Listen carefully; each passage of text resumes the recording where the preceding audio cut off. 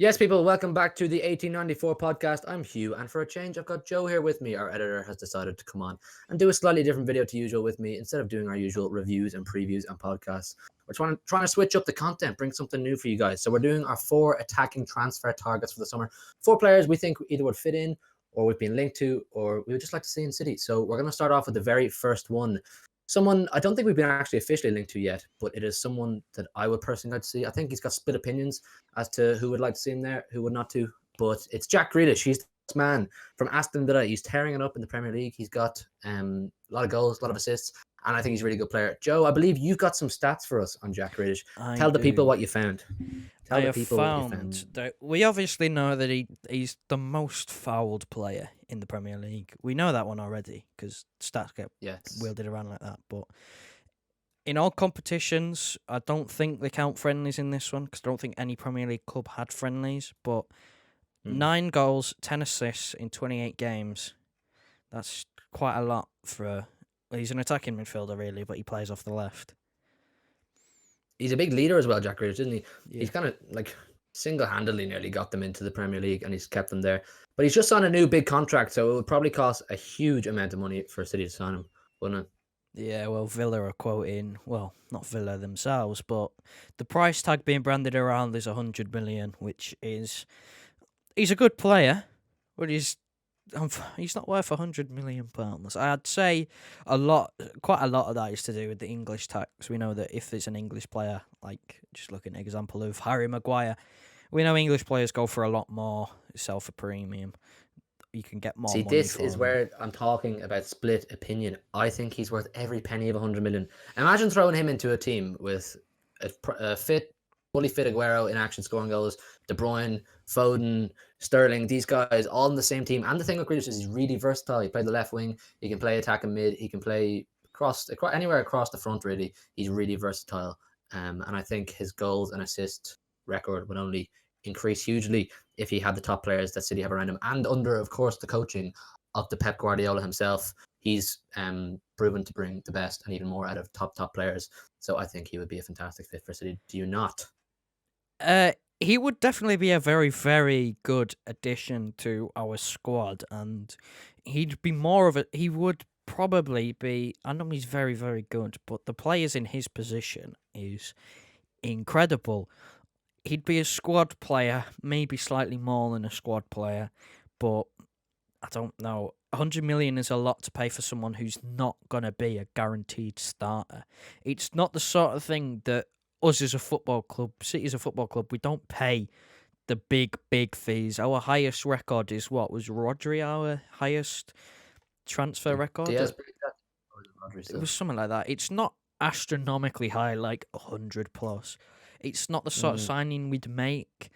His stats are very good for the position he plays. 2 shots a game, 3.2 key passes per game, and 2.8 dribbles. So he's progressing the ball, and he's creating a lot of chances, which is something that arguably you could say that we kind of need at the moment. But I don't know, 100 million, I think it's a bit too much.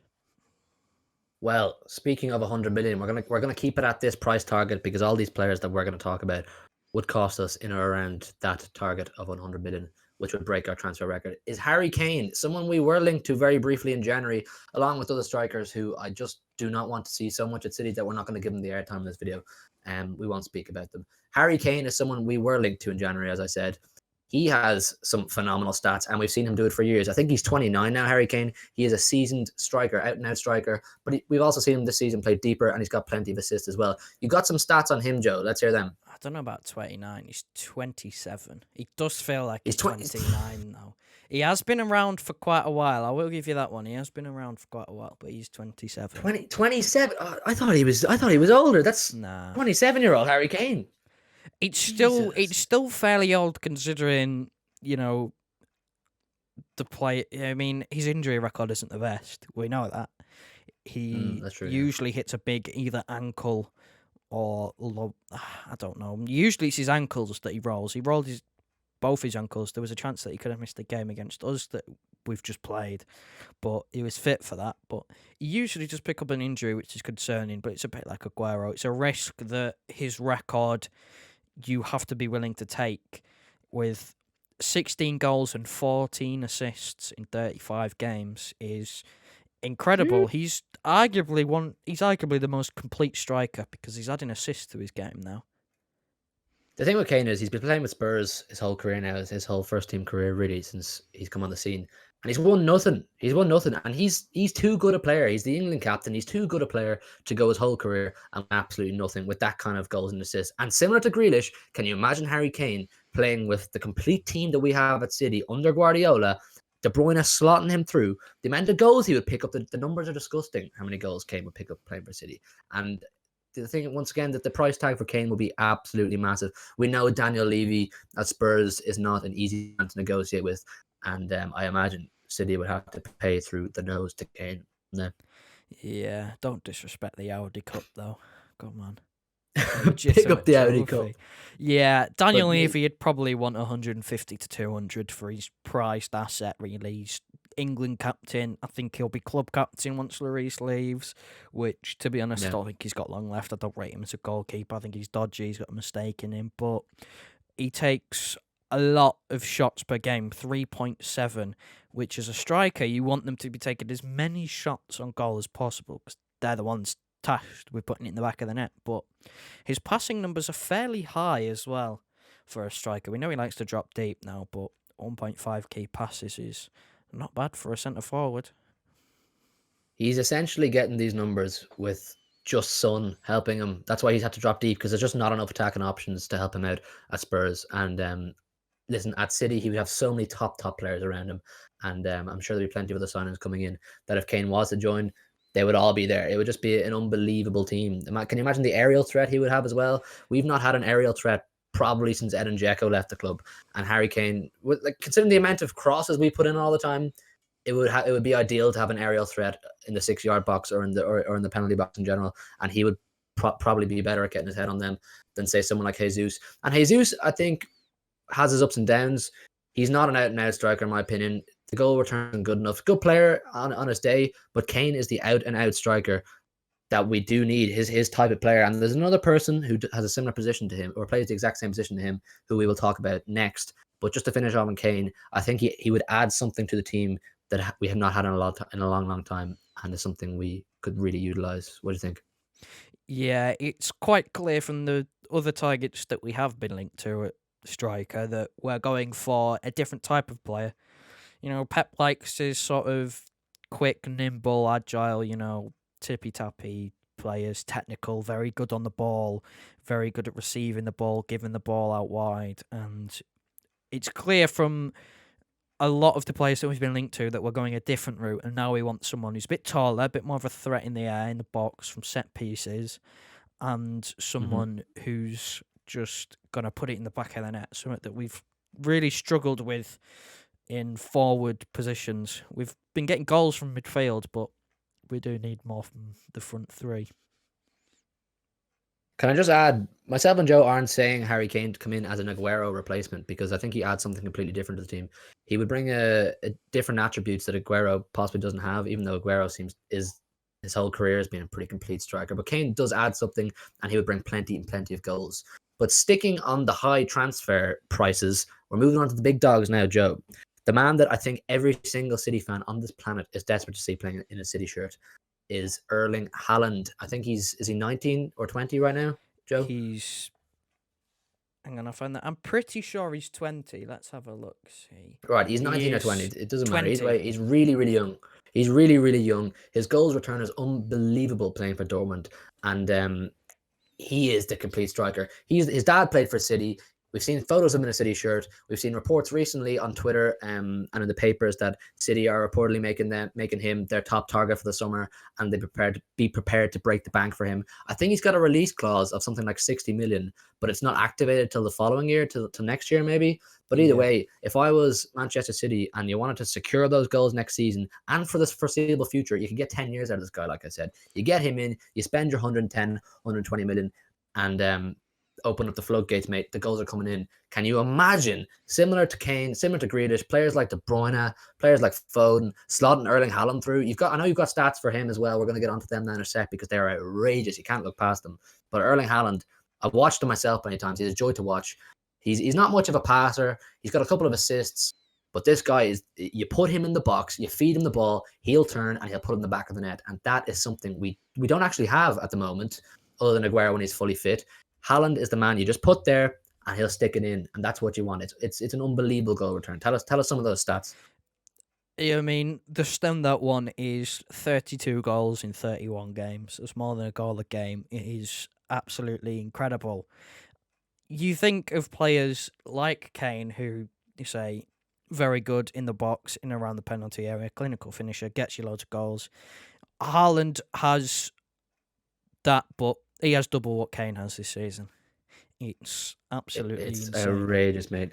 The thing is, I view Erling Haaland as a similar style player to Harry Kane in terms of finishing, but Haaland is, like we said, 7 years younger, and there's so much more of Haaland's career to come. And there's absolutely no doubt Haaland will leave Dortmund, because he's due to join a top team where he'll win plenty of trophies. And why not City? Why not play under Pep Guardiola? Why not play on this fantastic squad that he's built in the last, 12 to 18 months since we last won a league title?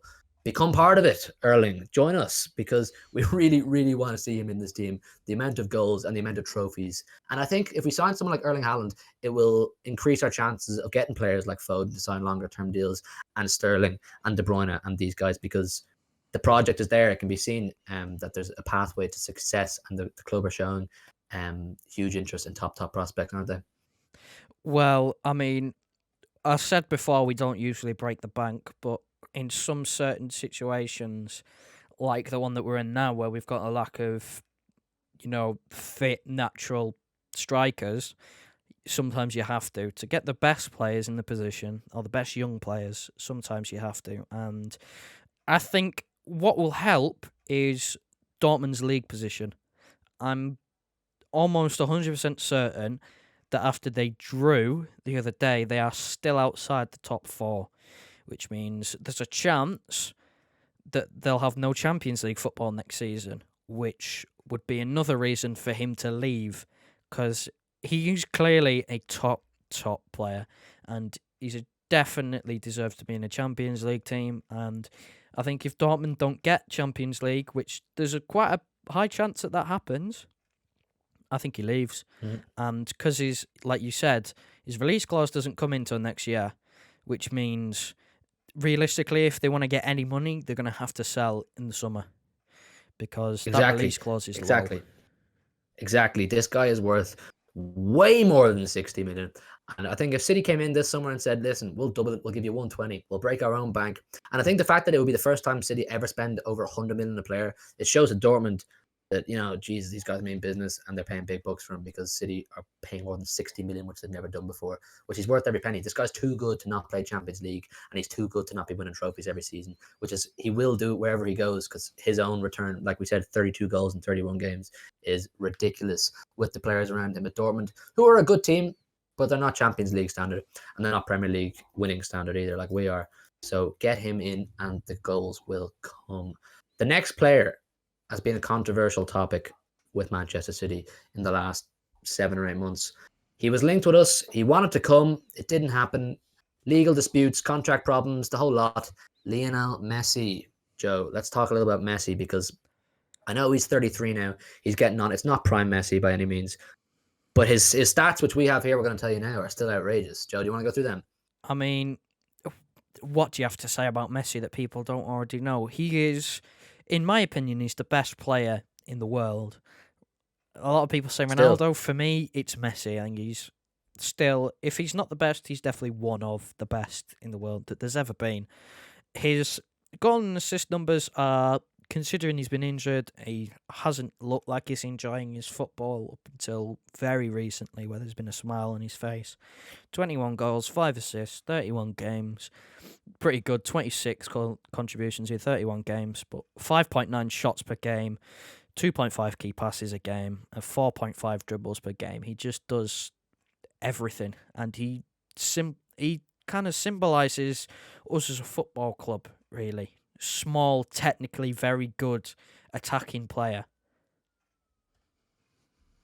Yeah, listen, Messi had his best years as a footballer at Barcelona, and and sorry, under Pep Guardiola at Barcelona. He said it before, he was happiest under Pep.